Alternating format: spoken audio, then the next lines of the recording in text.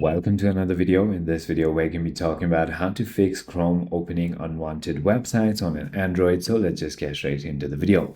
Fixing a Google Chrome opening unwanted websites, ads, or pop-ups on Android involves blocking malicious notifications, disabling intrusive ads, and clearing browser data.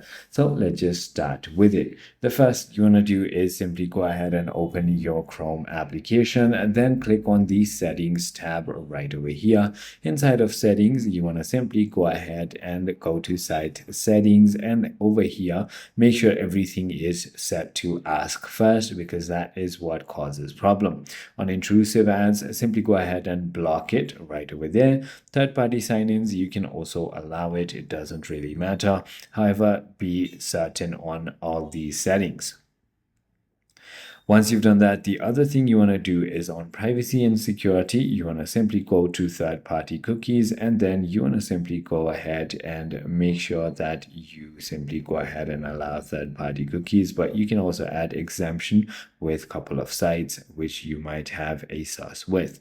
So it is as simple as that. I hope this video clarifies everything for you. If you have further more queries, feel free to comment down below, and I'll see you on the next one.